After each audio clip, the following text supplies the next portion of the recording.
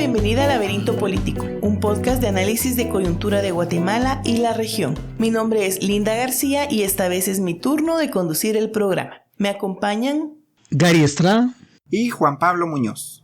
Hoy tenemos un programa particular. Para cerrar el año y la primera temporada de Laberinto Político, conversaremos de los eventos políticos más relevantes para el 2026. Empezamos. Elegir sin votar. Las elecciones de segundo grado en Guatemala. En Guatemala, una parte clave del poder no se decide en las urnas, se define en lo que se conoce como elecciones de segundo grado, procesos donde autoridades fundamentales del Estado son electas por comisiones, congresos o el Ejecutivo. Lejos del voto ciudadano, en 2026, 3 de estos procesos marcarán el rumbo institucional del país. Uno de ellos es la elección del nuevo Tribunal Supremo Electoral. La Comisión de Postulación evaluará a quienes serán magistradas y magistrados del Tribunal Supremo Electoral, el árbitro de las elecciones generales de 2027. Aunque el proceso se presenta como técnico, la experiencia muestra que estas comisiones suelen operar entre cuotas políticas, presiones externas y negociaciones opacas. Aquí no solo se eligen nombres, se define si las próximas elecciones tendrán un árbitro independiente o condicionado desde su origen. Otro proceso clave es la elección de fiscal general para el Ministerio Público. En 2026 inicia la selección de quien dirigirá la persecución penal del país, con la decisión final en manos del Ejecutivo. En un contexto de fiscalías cuestionadas por selectividad y persecución política, esta elección de segundo grado determinará si la justicia funciona como contrapeso del poder o como su herramienta. A esto se le suma la llegada del nuevo Contralor General de Cuentas, responsable de fiscalizar el uso de recursos públicos. En un país con altos niveles de corrupción y opacidad, este nombramiento define si habrá control real del gasto o si la Contraloría seguirá siendo un órgano complaciente con el poder político. Por si fuera poco, este panorama estará acompañado por una nueva Corte de Constitucionalidad, ente responsable de vigilar el cumplimiento de los derechos humanos y el control político de las instituciones. Este órgano se ha convertido en un árbitro de la gran política nacional al que muy pocos sectores tienen acceso. En conjunto, estos procesos muestran que las decisiones más importantes del Estado se toman sin voto ciudadano directo. Cuando el árbitro electoral, la Fiscalía, la Corte Constitucional y la Contraloría se eligen en circuitos cerrados de poder, la democracia no se rompe de golpe, se vacía por dentro.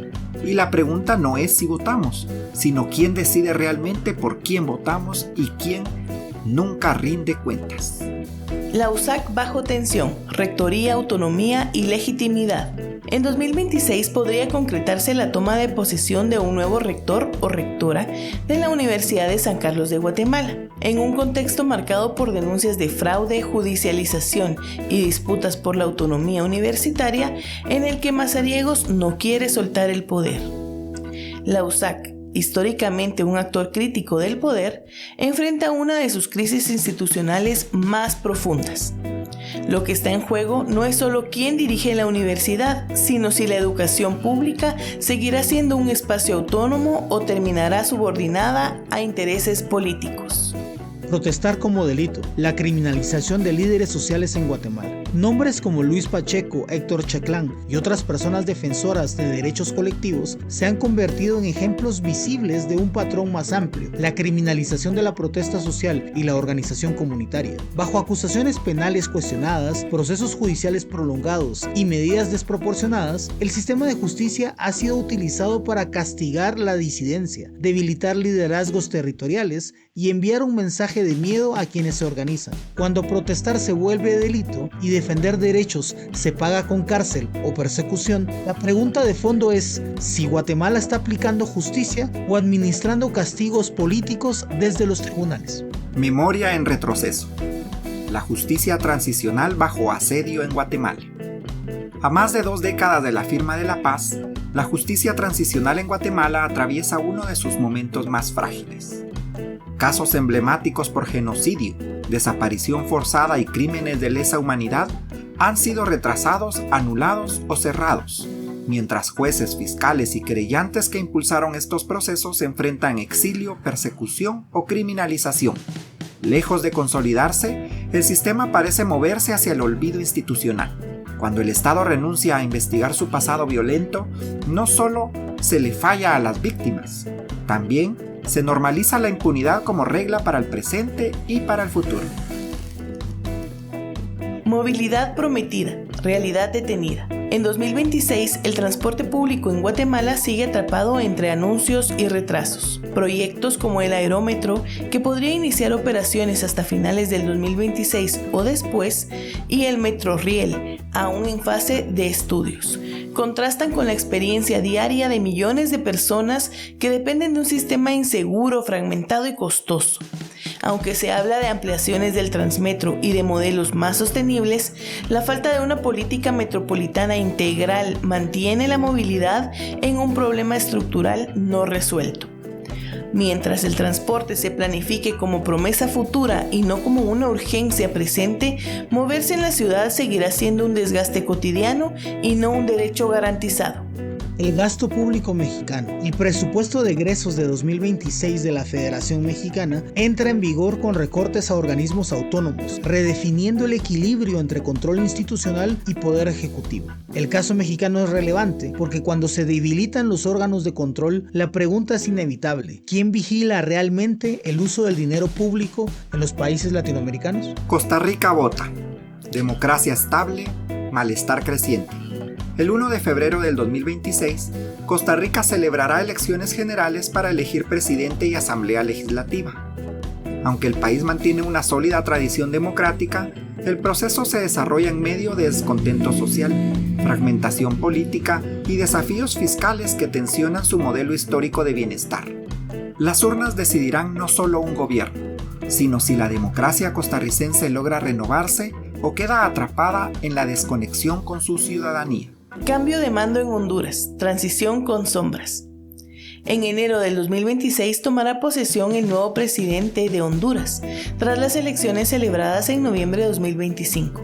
La transición ocurre en un contexto de polarización, debilidad institucional y desconfianza en los procesos electorales, factores que históricamente han marcado la política hondureña. La toma de posesión cierra una elección, pero no necesariamente abre un periodo de estabilidad democrática. Estas disputas enfrentan la política por la validación de los resultados electorales. Partidos y sectores del Congreso hondureño cuestionan el recuento de votos, alimentando tensiones institucionales y riesgos de ingobernabilidad. Estas crisis no son nuevas, pero sí cada vez más frecuentes. Cuando los resultados electorales no convencen, y la historia hondureña lo ha demostrado, la democracia deja de resolverse en las urnas y empiezan a dirimirse en la calle. Gobernar desde la confrontación. El segundo año de Donald Trump. En el segundo año de su segundo mandato, Donald Trump consolidará un estilo de gobierno marcado por la confrontación permanente, el debilitamiento de contrapesos institucionales y una agenda centrada en migración restrictiva, nacionalismo económico y presión directa sobre el sistema judicial y los medios. Las decisiones ejecutivas, los choques con el Congreso y las tensiones con aliados internacionales muestran una presidencia que privilegia la lealtad política y la movilización de su base por encima del consenso democrático. Cuando el poder se ejerce como espectáculo y castigo, el riesgo no es solo la polarización, sino la normalización de un liderazgo que convierte la democracia en un terreno en disputa constante.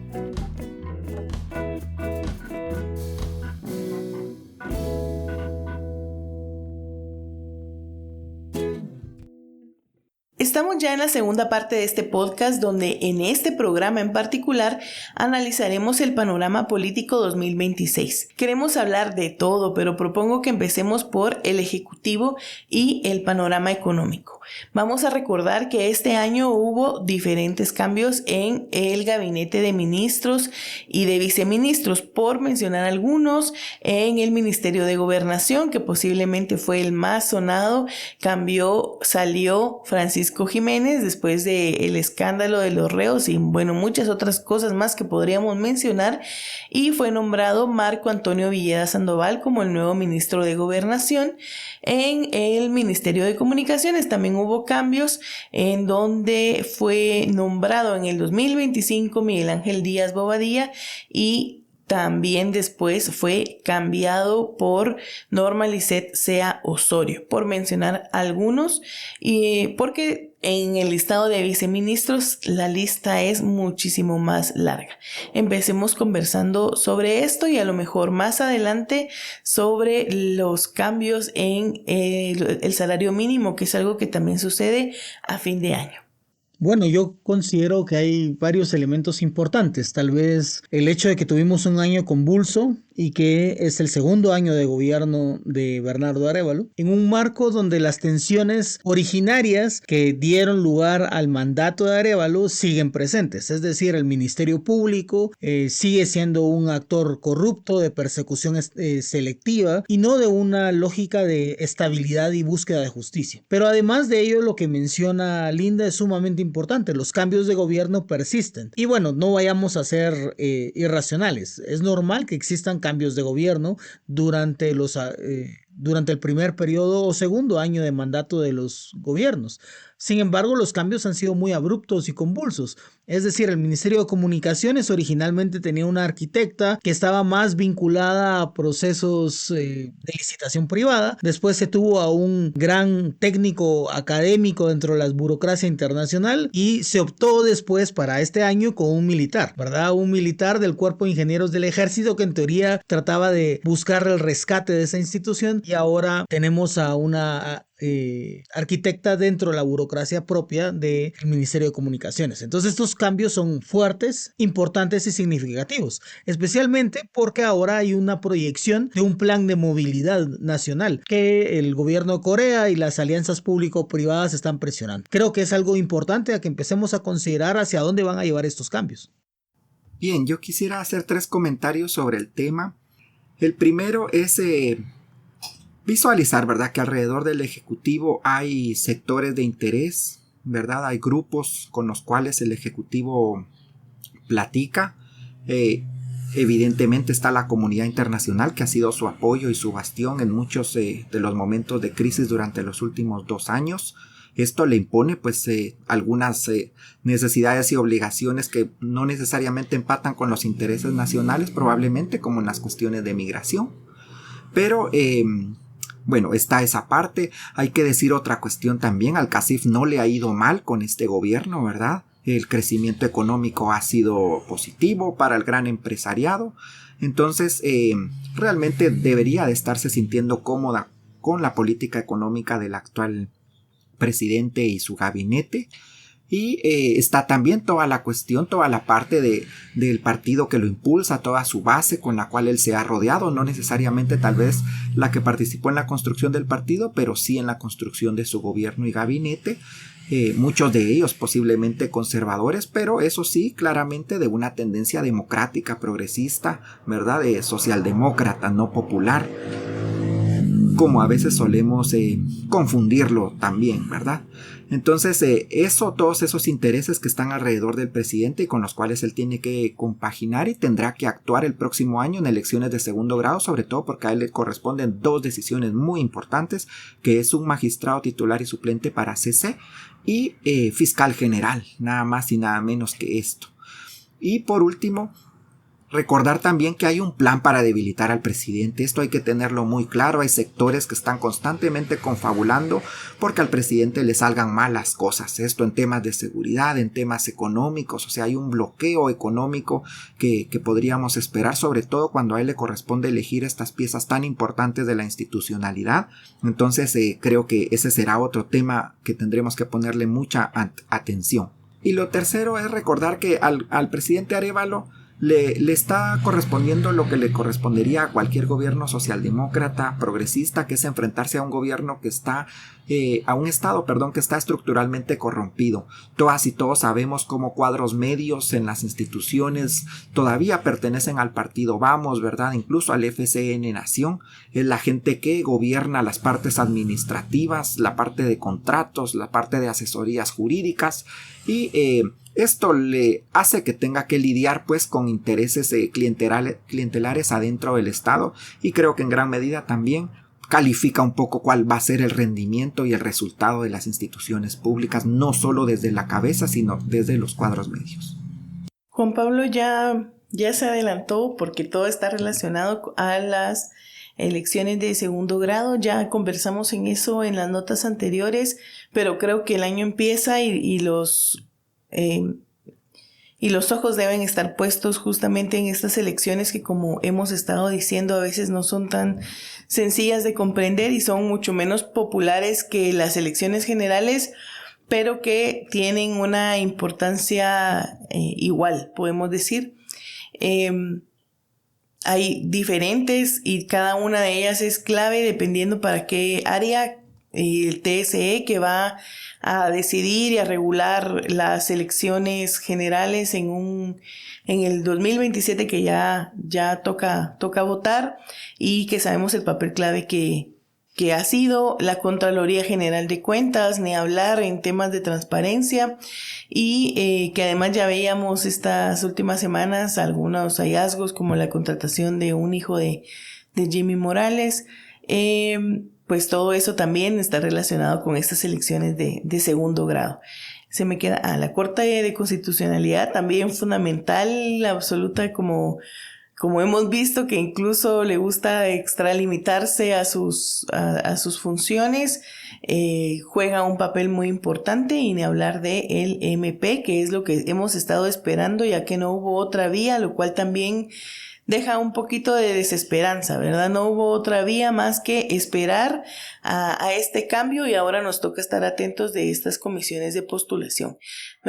No sé si alguien quisiera agregar algo de justicia. Bueno, yo creo que es importante uno de los elementos que hemos mencionado de justicia transicional. Recordemos que de lo que más ha afectado al país, aparte del conflicto armado no internacional dentro de nuestra historia reciente, es la búsqueda de verdad y justicia, y sobre todo los procesos de reparación y garantías de no repetición. Esto es muy importante porque se nos ha olvidado que, además de los procesos de corrupción que ha cubierto el Ministerio Público y que más bien ha impulsado y que ha guiado y ordenado para dónde poderlos dirigir, se ha olvidado totalmente de la memoria viva de las víctimas del conflicto armado. Es sumamente importante recordar que un conflicto armado de carácter no internacional, como el vivido en Guatemala, tiene profundas consecuencias en la Guatemala de hoy. Es decir, el hecho que culturalmente estemos asociando a la aceptación tan abierta de una lógica represiva por parte del ejército o por parte de la policía tiene muchísimo que ver con las consecuencias sufridas en el conflicto, y el hecho que no haya justicia,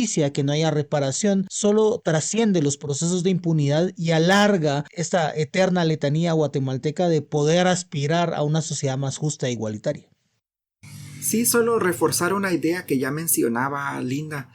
Todas y cada una de las elecciones de segundo grado de 2026 tendrán efecto en las elecciones generales del 2027.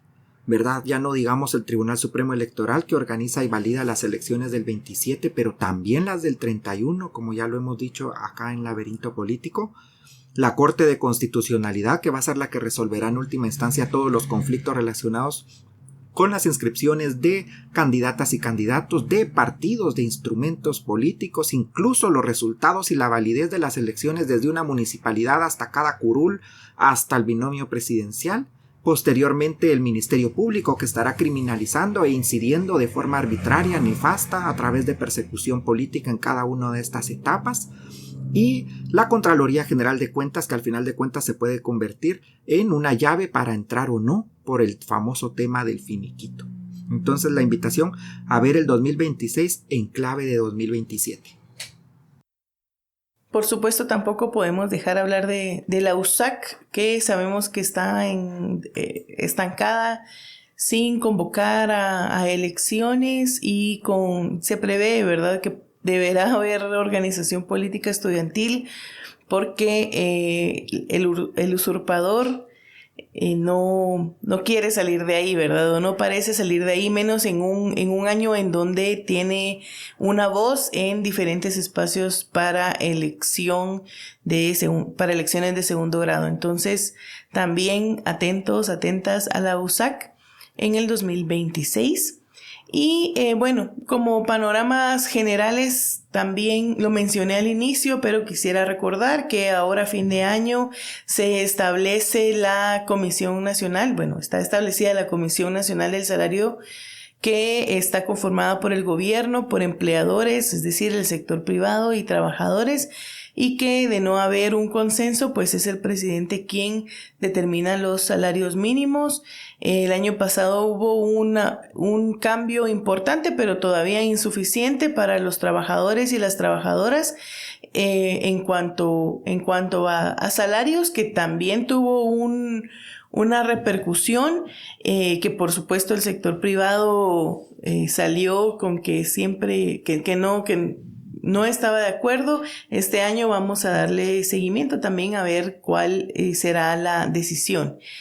Y bueno, tampoco podemos dejar pasar temas internacionales como algo que no mencionamos, pero que saben que es una constante en este podcast, es la situación en Gaza, la situación en general de Palestina y este genocidio que no tiene tregua hasta hoy. No sé si mis compañeros quisieran agregar algo más. Bueno, tal vez un poco del proceso de genocidio en Gaza y las actualizaciones. Recordemos que justamente Amnistía Internacional acaba de publicar esta semana un informe que valida el último informe de la relatora especial Francesca Albanese, que precisamente determina la relación de cómo los demás estados del mundo occidental han podido compartir y coexistir con el genocidio en Gaza y en el Cisjordania. Es muy importante que retomar la idea de que la solución de 2 estados no es suficiente, pero además de que no es suficiente es porque las raíces del conflicto siguen siendo étnicas y culturales. Pero además de ello, el hecho que se esté televisando el genocidio y que se esté televisando este nivel de violencia tan alta sobre graves violaciones de derechos humanos y no hayan consecuencias directas contra el Estado, hace pensar que en el 2026 se debe empezar a discutir un nuevo multilateralismo. Y en ese sentido, la relatora Albanese fue muy clara que el nuevo multilateralismo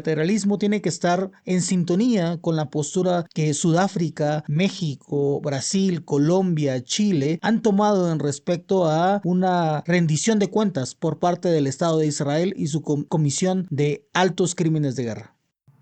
Bueno, solo recordar, señalar, denunciar el patético papel de países como Guatemala alrededor de este tema, ¿verdad? Sea Yamatei, sea el presidente Arévalo, tienen un asocio cultural y una afinidad ideológica con este país que está cometiendo genocidio en los términos ya anteriormente planteados, y corresponde a la sociedad guatemalteca asumir un poco la defensa de la vida y de la humanidad en este caso, porque definitivamente los sectores políticos no lo van a hacer.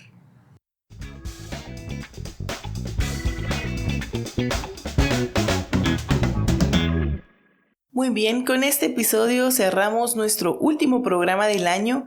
Gracias por acompañarnos, por escuchar con atención, por cuestionar, por compartir y por sostener la conversación incluso cuando incomoda. En tiempos de ruido, informarse y pensar críticamente también es una forma de resistencia. Volvemos el 11 de enero y mientras tanto les hacemos la cordial invitación a seguirnos en YouTube, en Instagram, en TikTok, en X, Twitter y en Facebook.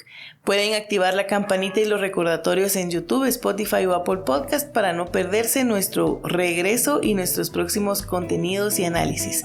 Hasta la próxima y que el próximo año nos encuentre con información crítica y consciente. Gracias por este año, nos vemos. Un fuerte abrazo a todas y todos y paz en su corazón y en sus casas.